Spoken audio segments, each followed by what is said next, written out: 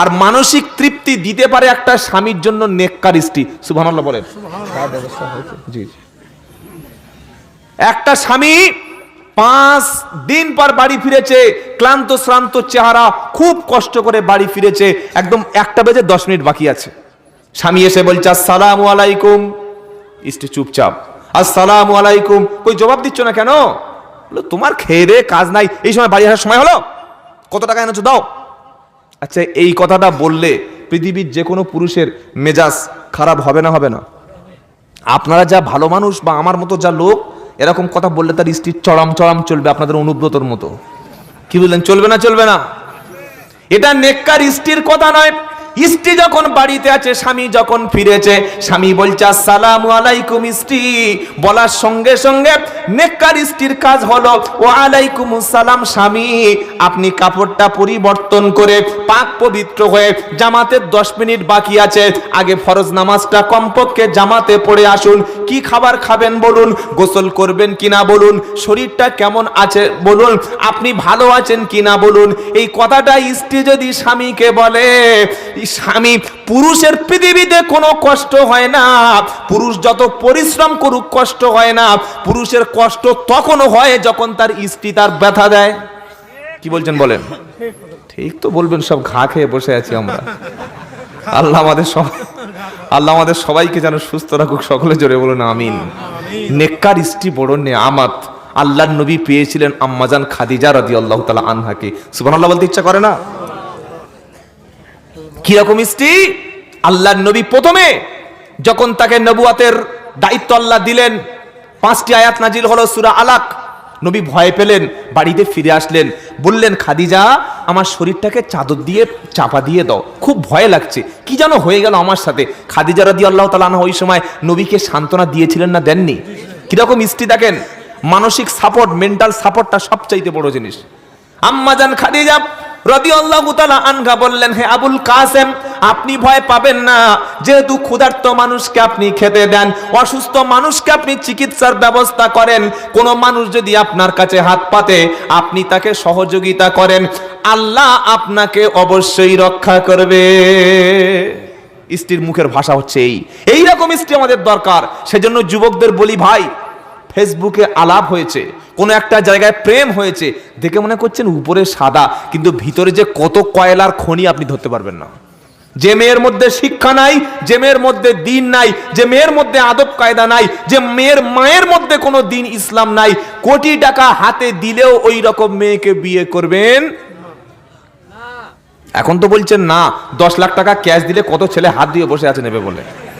আর ফেসবুকে যদি পরিচয় হয়, শুধু মেয়েটা বলছে হাই, ফেসবুকে একটা মেয়ে ছেলে মেসেঞ্জারে যে সালাম ছেলেদের কাছে পায়, ইমাম সাহেবরা অত সালাম পায় না। সব ছেলে আসসালামু আলাইকুম, খালি ফেসবুকে সালাম দিচ্ছে, আসসালামু আলাইকুম আসসালামু আলাইকুম, কোনো রেসপন্স নাই। তখন কি বলছে জানেন ছেলেটা? বলছে সালামের জবাব দেওয়া ওয়াজিব। কি বল, ফেসবুকে বলছে সালামের জবাব দেওয়া ওয়াজিব। একটা ছেলে একটা মেয়ের সঙ্গে এইভাবে আমাদের ছেলেরা একটা একটা করে নষ্ট হয়ে যাচ্ছে। আপনি ভাবতে পারবেন, আমার আগে হযরত বলে গেছে যে সোশ্যাল মিডিয়ার কি ক্ষতির কারণগুলো, বলেছেন না বলেন নাই? আমি শুনছিলাম, তিনি অল্প সময় কথা বললেও প্রত্যেকটা কথা মূল্যবান কথা ছিল, তার কথার মধ্যে হেদায়েত লুকিয়ে ছিল। সোশ্যাল মিডিয়া আমার যুবকদের যুবতীদের ধ্বংস করে দিচ্ছে। একটা ছেলে একটা মেয়ে পরিচয় হওয়ার পরে ছেলেটা বলছে বোন, মেয়েটা পুরো হিজাব নিকাব পরে মুখ ঢাকা, তো ছেলেটা বলছে বোন আমি তো আপনাকে জান্নাতের সাথী রাখতে চাই, দুনিয়ায় না জান্নাতে সাথী করতে চাই। তো বলছে তাই নাকি? বলছে হ্যাঁ, আল্লাহ কবুল করুন। মেয়েটা বলছে আমিন। ছেলেটা বলছে বোন আপনার চেহারা একটু দেখতে চাই। বললে কেন? বললে কিয়ামতের দিন যেন জান্নাতে আপনাকে চিনতে পারি, একটা ছবি পাঠান। কি বুঝলেন বলেন? কিভাবে ব্ল্যাকমেল করছে একবার দেখেন। এটা ইসলাম নয়, এটা শরীয়ত না। আল্লাহর নবীকে আল্লাহ পাক সাবধান করে দিচ্ছে, ওয়ালা তাকরাবুজ জিনা ইন্নাহু কানা ফাহিশাতান ওয়া সাআ সাবিলা। 15 পারা 4 নম্বর পৃষ্ঠা 2 নম্বর লাইনের 32 নম্বর আয়াত, সূরা নাম্বানি ইসরাইল। আল্লাহ পাক শোনাচ্ছে, হে জগৎবাসী শুনে রাখো, কখনো তোমরা জেনার নিকটবর্তী হইও না। কানে কোনো অবৈধ নারীর কথা শুনে কানে আনন্দ পাওয়া, কান দিয়ে কোনো অবৈধ নারীর কথা শোনা হলো কানের জেনা, মুখ দিয়ে কোনো অবৈধ পুরুষের সাথে কথা বলা হলো মুখের জেনা, হাত দিয়ে কোনো অবৈধ নারীর শরীরে স্পর্শ করা হলো হাতের জেনা। চোখ দিয়ে কোন অবৈধ নারীর দিকে তাকানো হলো চোখের জেনা। আল্লাহ পাক বলছে জেনা করো না নয়, বরং জেনার নিকটবর্তী তোমরা হইও না। জেনা ফট করে একটা পুরুষ একটা নারীকে ধরেই জেনা শুরু করে, এরকম হয়? এরকম হয়? ধরে যার সঙ্গে সঙ্গে বলছে চলো চলো, এরকম হয়? কখনো না। প্রথমে তার সঙ্গে দেখা, তারপরে ফুচকা খেতে যাওয়া, তারপরে ঘুরতে যাওয়া, তারপরে তাকে নিয়ে গিফট দেওয়া, জন্মদিন পালন করা, সিনেমা যাওয়া, পার্কে যাওয়া, এইভাবে আস্তে আস্তে করে বিয়ের আগে অনেক নারীর সঙ্গে শারীরিক সম্পর্ক পর্যন্ত অনেক পুরুষ করে নেয়। এরকম ছেলেরা আমাদের 24 পরগনা আছে। একদম নলহাটির ছেলেগুলো সব ফেরেশতাদের মতো চরিত্র, এরকম প্রেম টেম কোথাও নাই আছে? আল্লাহ হেফাজত করে, বলুন আমিন। নেককার স্ত্রীর জন্য একটা দোয়া আল্লাহ কোরআনে বলেছে, কি বলেছে? রব্বানা হাব লানা মিন আজওয়াজিনা ওয়া যুররিয়াতিনা কুররাতা আ'য়ুন ওয়াজআলনা লিল মুত্তাকিনা ইমামা। সকলে বলেন আমিন।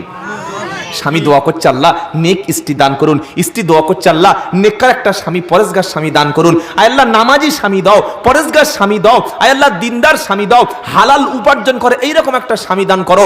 স্ত্রী দোয়া করছে আল্লাহ, এটা স্ত্রীর দোয়া। আর ছেলেরা কি দোয়া করবে? ওগো আল্লাহ আমাকে একটা পরেশগার নারী দান করুন, যে তাহাজ্জুদে আমাকে ডেকে দেবে, যে ফজরের সময় ঘুমিয়ে পড়লে মসজিদে আমাকে যাওয়ার জন্য বলবে, যে স্ত্রী আমাকে হারাম খেতে রুখে দেবে, যে স্ত্রী আমাকে মিথ্যা কথা বলতে মানা করবে, যে স্ত্রী আমার মুখে দাড়ি চাঁচতে বলবে।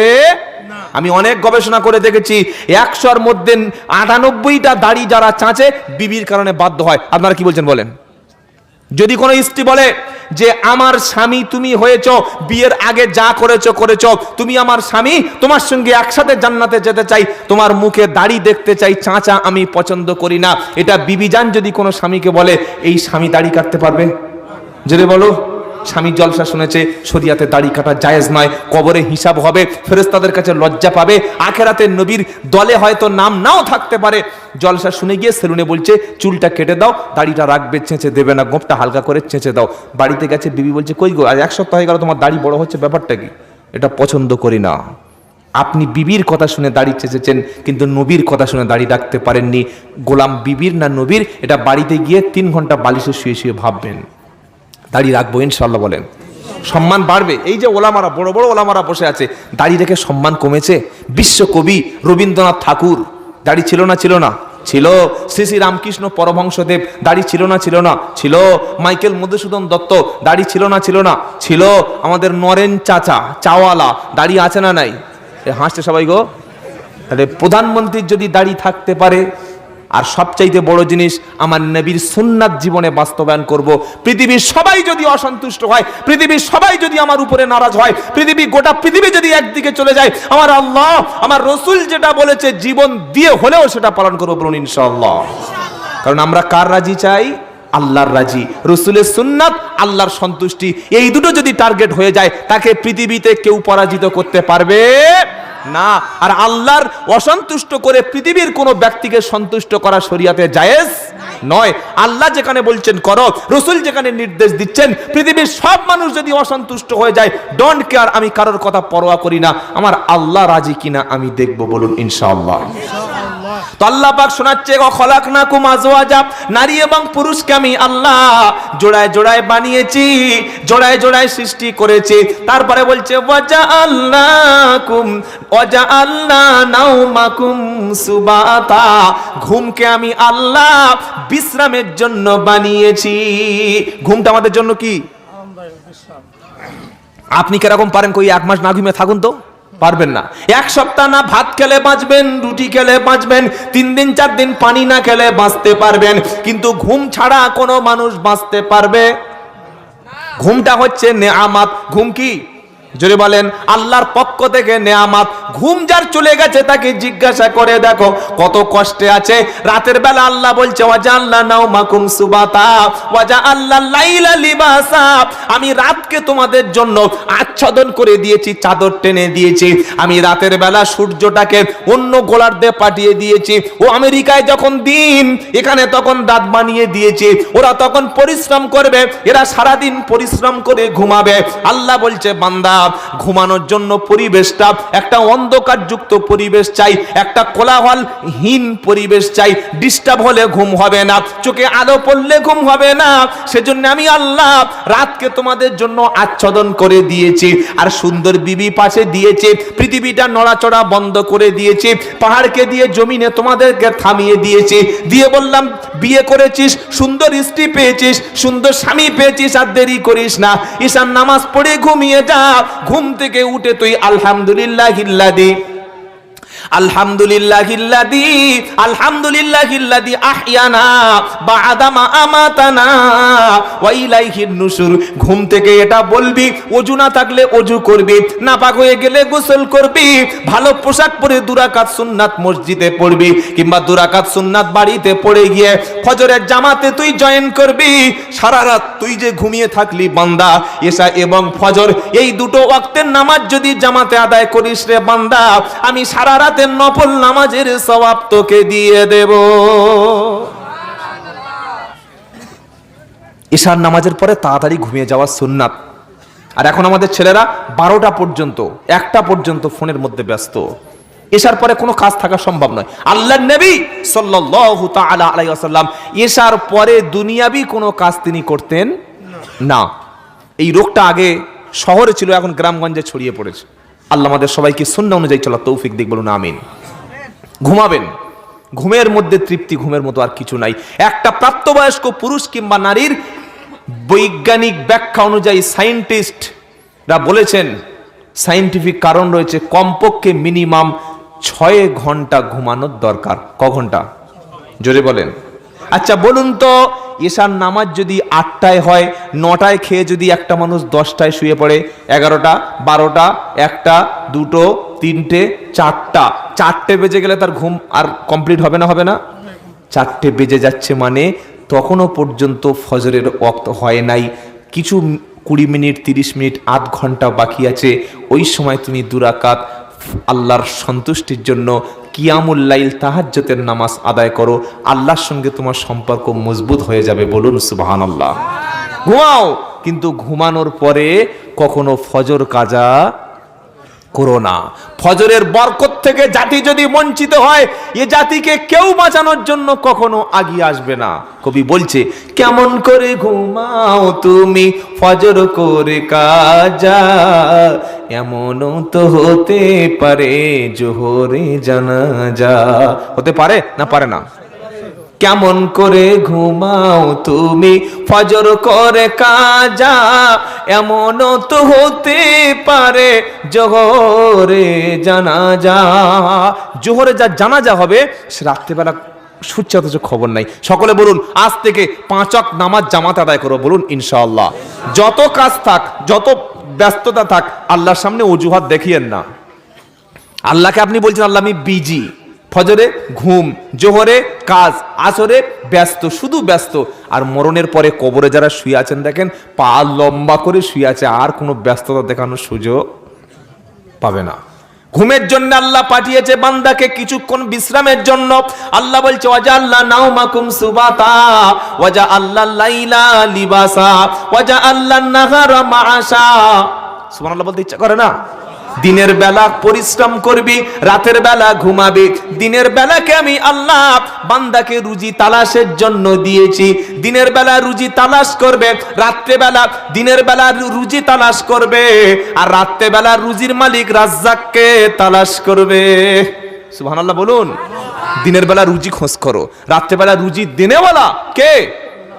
কোন পীর, কোন মাজার, কোন কবর? কবর থেকে শুয়ে কেউ রুজি দিতে পারে না। অনেক মুসলমানের বিশ্বাস যে আমার ব্যবসা ভালো চলে না, আমার দোকান ভালো চলে না, আমার ভালো জমি চাষ হয় না, তাই পীর সাহেবের কাছে মানত করলে, হাজত করলে, চাদর দিলে, মোমবাতি আগরবাতি দিলে তিনি কবর থেকে আমার রুজির ব্যবস্থা করে দেবে, আমার ভাগ্যটা পরিবর্তন করে দেবে। আল্লাহ পাক শোনাচ্ছে, ওয়া আবুদুনা মিন দুনিল্লাহি মা লা ইয়ামলিকু লাহুম রিজকাম মিনাস সামাওয়াতি ওয়াল আরদি শাইআন ওয়া লা ইয়াস্তাতিউন। এটা আপনাদের বিশ্বাস, এটা আমাদের ঈমান। আল্লাহ ছাড়া কখনো কেউ রুজির মালিক, আসতে বললেন কেন? রুজি ছাড়া, আল্লাহ ছাড়া রুজির মালিক কেউ আছে পৃথিবীতে? কেউ দিতে পারে? وَيَعْبُدُونَ مِن دُونِ اللَّهِ مَا لَا يَمْلِكُ لَهُمْ رِزْقًا مِنَ السَّمَاوَاتِ وَالْأَرْضِ شَيْئًا وَلَا يَسْتَطِيعُونَ। 14 নম্বর পারা 14 নম্বর পৃষ্ঠায় 1 নম্বর লাইনে 73 নম্বর আয়াত, সূরার নাম সূরা নাহাল। আল্লাহ পাক শোনাচ্ছে, এই বান্দা শুনে রাখো, আসমান এবং জমিন থেকে আল্লাহ ছাড়া তোমরা যাদের কাছে ইবাদত করো, যাদেরকে সাহায্য চাও, যাদের কাছে রুজি চাও, যাদের কবরের কাছে মাথা নিচু করো, যাদের কবরের কাছে গিয়ে ঘন্টার পর ঘন্টা দাঁড়িয়ে আছো, যত মানুষ মাজারে গিয়ে কাঁদে, 1.5 ঘন্টা 2 ঘন্টা মাজারে সেজদা দেয়, 1.5 ঘন্টা 2 ঘন্টা মাজারের কাছে কাঁদে, কবর ওয়ালার কাছে কাঁদে, চাদর দিয়ে কাঁদে, মান্নত করে কাঁদে, ছাগল খাসি মুরগি খাইয়ে কাঁদে, ওই সময়টা যদি বান্দা নামাজের পরে আল্লাহর কাছে কাঁদো, আল্লাহ তার ভাগ্য অবশ্যই পরিবর্তন করে। জোরে বলেন। আল্লাহ বলছে, শোনো, আসমান এবং জমিনের মধ্য থেকে আমি আল্লাহ ছাড়া এমন কেউ নাই সামান্য রুজির ব্যবস্থাটুকু করতে পারে। যদি বলেন না, করার সম্ভব কারোর দ্বারাই সম্ভব নয়। রুজি আমি দিয়ে থাকি, কারণ রিস্কের দায়িত্ব আমি আল্লাহ নিজে হাতে নিয়েছি। মা মিন দাবাতিন ফিল আরদি ইল্লা আনাল্লাহি রিজকুহা। 12 নম্বর পারায় 1 নম্বর পৃষ্ঠায় 1 নম্বর লাইনের 6 নম্বর আয়াত, সূরার নাম হচ্ছে সূরা হুদ। আল্লাহ পাক শোনাচ্ছে, আসমান এবং জমিনের মধ্যে এমন কোন প্রাণী নাই যার রিস্কের ব্যবস্থা আমি আল্লাহ নিই নাই। সবার রুজির জিম্মার দায়িত্বটা আমি আল্লাহ নিজে হাতে নিয়েছি। সুবহানাল্লাহ পড়েন। পৃথিবীতে মানুষ বেশি না অন্য প্রাণী বেশি? কি মনে হচ্ছে? মানুষ। ভেবে বলেছেন নাকি চোখ বুজিয়ে? আপনার বাড়িতে গিয়ে দেখেন, গরু আছে কটা, ছাগল আছে কটা, মুরগি আছে কটা, টিকটিকি কটা আছে, ফড়িং কটা আছে, মশা কত আছে, মাছি কত আছে, দেয়ালের মধ্যে অসংখ্য ছোট ছোট প্রাণী রয়েছে, পিঁপড়ে রয়েছে, উই পোকা রয়েছে, আরশোলা রয়েছে, টিকটিকি রয়েছে। সব কিছু হিসাব করলে মানুষের সংখ্যা বেশি না প্রাণীর সংখ্যা বেশি? আল্লাহ বলছে, বান্দা শোনো, তোমার 4টে ছেলে 2টো মেয়ে, বাবা এবং মা, তোমরা স্বামী স্ত্রী, এই 6 জন কিংবা 8 জনের খাবার জোগাড় করতে তুমি হিমশিম খেয়ে যাচ্ছ, হারামের দিকে লোভ দিচ্ছ, হারাম অর্থ উপার্জন ছাড়া তোমার সংসার চালাতে পারছো না। কিন্তু আমি আল্লাহ, এই পৃথিবীতে এমন প্রাণী রয়েছে যারা নিজেরা খাবার জোগাড় করতে পারে না। আমি আল্লাহ তাআইন মিন দাবাতিল লা তাহমিলু রিজকাহা। 21 নম্বর পারা 2 নম্বর পৃষ্ঠা 8 নম্বর লাইনের 62 নম্বর আয়াত, সূরার নাম সূরা আনকাবুত। আল্লাহ পাক শোনাচ্ছে, বান্দা শুনে রাখো, জমিনে অনেক প্রাণী এমন আছে ভবিষ্যতে যারা নিজেদের জন্য কোনো খাবারের জন্য মজুত রাখে না, তাদের ব্যাংকে টাকা থাকে না, তাদের কোনোদিন গোলায় ধান থাকে না, তাদের ফসল, তাদের খাবার জমা রাখে না। আমি আল্লাহ তাদেরকে সকালবেলা তারা খালি পেটে বার হয়, সন্ধ্যাবেলা আমি আল্লাহ পেট ভরিয়ে বাসায় ফিরিয়ে দিই। আল্লাহর উপরে ভরসা করুন, রিস্কের দায়িত্ব তো আল্লাহর। আল্লাহ হচ্ছে রাজ্জাক, আর আমরা হলাম আব্দুর রাজ্জাক। সুবহানাল্লাহ বলেন। আব্দুর রাজ্জাক কারা? আমরা। রাজ্জাকে আল্লাহ। অনেক মানুষ এমন আছে, 2টো ছেলে হয়েছে, 1টা ছেলে হয়েছে, 3টে ছেলে হয়েছে, এবার ডাক্তারকে বলছে, ডাক্তার বললে কি বলছে, পুরো একদম অপারেশন করে দাও, মানে বাচ্চার ঘরটা কেটে আলাদা করে দাও। ডাক্তার বলছে কেন, আর বেবি নেবে না? বলে না না, ছোট সংসার সুখের সংসার, বেশি বাচ্চা নিলে কি খাওয়াবো, কোথায় রাখবো, কোথায় ঘর বাঁধবো? এই রকম দুর্বল ঈমান যাদের আছে, কেউ যদি মনে করে বাচ্চা হলে খাওয়াতে পারবো না, ছেলে হলে ঘর বাঁধতে পারবো না, মেয়ে হলে খাওয়াতে পারবো না, এই বিশ্বাস করে যদি কেউ তার স্ত্রীকে কি বুঝলেন অপারেশন করায় কিংবা বাচ্চার ঘর নষ্ট করে ফেলে, এইভাবে যদি কেউ আল্লাহর উপরে এই রকম আকীদা রাখে যে আমি সন্তান হলে খাওয়াতে পারবো না, বাচ্চা হত্যা করে, সেই ব্যক্তি এই কাজ যে করে সে হচ্ছে কবিরা গুনাহ করলো। কি করলো? কবিরা গুনাহ। আল্লাহর নবীকে জিজ্ঞাসা করা হলো, হে আল্লাহর নবী সাল্লাল্লাহু আলাইহি সাল্লাম বলুন সবচাইতে বড় বড় গুনাহ কি?